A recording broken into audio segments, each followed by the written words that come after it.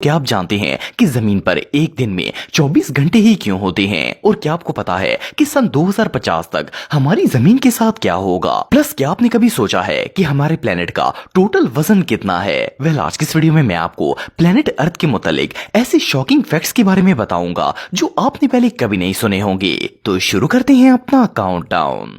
دوستو، اگر زمین کی سائز کی بات کی جائے تو یہ کافی بڑی اور وسیع ہے۔ اس پر کروڑوں نہیں بلکہ اربوں لوگ رہتے ہیں۔ اس کے علاوہ اس پر جانور، سمندر، پہاڑ، درخت اور اس طرح کی کئی چیزیں موجود ہیں۔ لیکن کیا آپ نے کبھی سوچا ہے کہ زمین کا ٹوٹل وزن کتنا ہوگا؟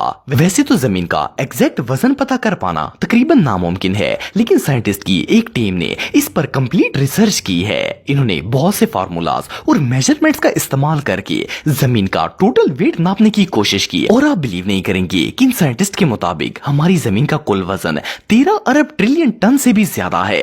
یہ وزن اتنا زیادہ ہے کہ میں اور آپ تو اسے امیجن بھی نہیں کر سکتے۔ اور 13 ارب ٹریلین میں آخر کتنے زیرو آتے ہیں انہیں بھی گن پانا بہت مشکل ہے۔ یہ ریئلی انبلیویبل ہے۔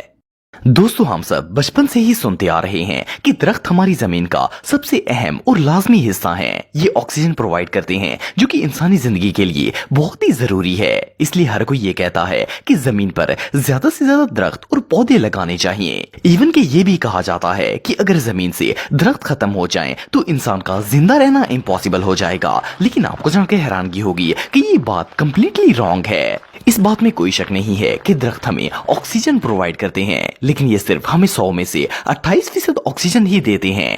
اس کے علاوہ دنیا میں 72% آکسیجن ہمیں سمندر سے ملتی ہے۔ اس کا مطلب یہ ہے کہ دنیا کی 3/3 آکسیجن سمندر جنریٹ کرتا ہے۔ اور اس سے بھی انٹرسٹنگ بات یہ ہے کہ جو درخت ہمیں 28% آکسیجن دیتے ہیں، اس آکسیجن کا 22% حصہ ایمیزون کے جنگلوں سے جنریٹ ہوتا ہے۔ اٹ مینس کہ ایمیزون کے جنگلوں کے علاوہ دنیا بھر میں جتنے بھی درخت موجود ہیں وہ سارے مل کر ہمیں 6% آکسیجن پرووائیڈ کرتے ہیں۔ یہ ریئلی انبلیویبل ہے۔ دوستو، یہ بات تو ہم سب جانتے ہیں کہ ایک دن میں 24 گھنٹے ہوتے ہیں، اور 24 گھنٹے گزارنے کے بعد ایک نیا دن شروع ہو جاتا ہے۔ لیکن کیا آپ جانتے ہیں کہ دن ہمیشہ سے 24 گھنٹے کا نہیں تھا؟